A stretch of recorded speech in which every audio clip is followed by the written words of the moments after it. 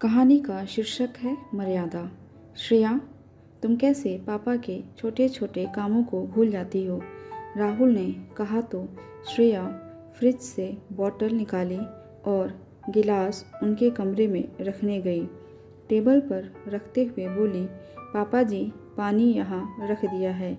अरे श्रेया, यहाँ मेरे बेड के पास रखो। जैसे ही श्रेया आई, ससुर जी ने उसके हाथों को स्पर्श करते हुए बोतल पकड़ा। घबराहट के कारण बोतल श्रेया के हाथों से छूट गई। श्रेया भागकर अपने कमरे में चली गई। ये पहली बार नहीं था। ससुर जी इस तरह की हरकतें कई बार कर चुके थे। ससुर जी सेवानिवृत्त थे, सो दिन भर घर पर ही रहा करते। सासू माँ थी नहीं, इसलिए श्रेया को ही ससुर जी के छोटे मोटे काम करने पड़ते। श्रेया दिन भर ससुर जी से बचने का प्रयास करती। कभी उनका किचन में आना, कभी किसी काम के बहाने अपने पास बुलाना, कभी उसके कंधे पर हाथ रखना, कभी उसको छिपकर घूरना, तो कभी अपने बेड पर बैठने के लिए कहना। श्रेया ये सब अपने पति राहुल को बता नहीं पा रही थी और राहुल अपने पिता से बहुत प्यार करता था, इसलिए ये सब उसे दिखता नहीं था। ससुर जी ने आवाज़ लगाई, श्रेया, आज मेरे पैरों में बहुत दर्द हो रहा है, ज़रा तेल लगाकर मालिश कर दो। अब श्रेया को समझ नहीं आ रहा था क्या करे, उनके कमरे में जाने से कैसे बचे। राहुल भी घर पर नहीं था। श्रेया को ही जाना पड़ा। थोड़ा ऊपर मालिश करो, थोड़ा और ऊपर, ससुर जी बोलते ही जा रहे थे और श्रेया विरोध नहीं कर पा रही थी कि तभी ससुर जी ने श्रेया का हाथ पकड़ लिया और कहा, तुम कर नहीं पा रही, मैं बताता हूँ कैसे करते हैं मालिश। श्रेया का शरीर कांपने लगा। उसने जल्दी से अपना हाथ छुड़ाया। इतने में वहाँ राहुल आ गया।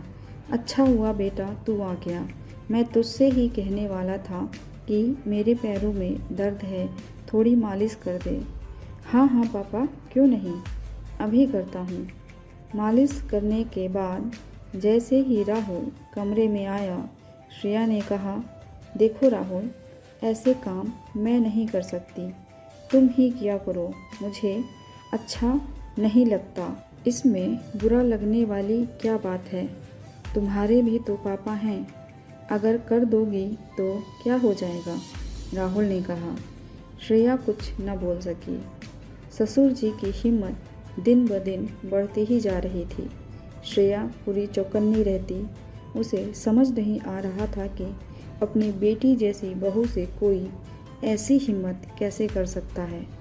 श्रेया, ज़रा मेरे कमरे में आना, पापा ने आवाज़ लगाई। श्रेया ने किचन से ही कहा, क्या काम है बताइए। उनके कमरे में न जाने का बहाना बनाते हुए कहा, जाने दो, मैंने कर लिया, पापा ने श्रेया से कहा। श्रेया दोपहर में 2 घंटे की झपकी लेती थी, सो आज भी उसने अपने कमरे के दरवाजे को बंद किया और सो गई। सोते हुए उसे ऐसा लगा कि कोई उसके बगल में लेटा है और उसे स्पर्श कर रहा है। राहुल? राहुल कैसे हो सकता है, वो तो ऑफिस में होगा। ये सोचते ही वह तेज़ी से उठकर बैठ गई। देखा तो पापा थे। पापा आप? ससुर को देखकर चौंक गई थी श्रेया। वो बहुत घबराई और डरी हुई थी। जल्दी जल्दी अपने कपड़े को ठीक किया और बेड से उतरकर खड़ी हो गई थी श्रेया। अरे मैं यहाँ कैसे? शायद नींद में समझ नहीं आया। गुस्से से भरी श्रेया चिल्लाने लगी, पापा आप मुझे बेवकूफ़ मत समझिए, आपके बेटे की पत्नी हूँ, आपकी बेटी के समान।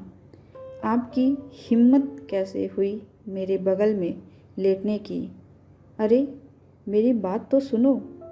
और श्रेया का हाथ पकड़ने की कोशिश करने लगे। पापा, श्रेया ने आओ देखा न ताओ हाथ को झटकते हुए कमरे से बाहर निकल गई। पीछे पीछे ससुर जी भी आंगन में चले आए।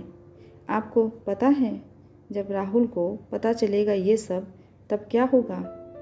आपने तो सारी हदें पार कर दी। अपने पुत्र वधू को छूने का प्रयास किया, उसकी इज्जत खराब करने की कोशिश की। चुप हो जाओ, पड़ोसी आ जाएंगे, ससुर जी ने कहा। तभी दरवाज़ा खुला। सामने राहुल को देखकर श्रेया उससे लिपटकर रोने लगी। उसने श्रेया को चुप कराया और कहा, चलो अपना बैग पैक करो, अब हम यहाँ नहीं रहेंगे। बेटा, क्या बोल रहा है तू? पापा, आप तो रहने ही दीजिए, मैंने सब कुछ सुन लिया है। मुझे शर्म आ रही है कि आप मेरे पिता हैं। राहुल ने गाड़ी बुलाया, अपने बैग रखे और चल दिया। ससुर जी सिर्फ देखते ही रह गए। कैसी लगी आपको ये कहानी? कमेंट करके ज़रूर बताइएगा। ऐसी ही कहानियाँ सुनने के लिए चैनल को सब्सक्राइब कर लीजिए। मिलते हैं अगली कहानी के साथ। धन्यवाद।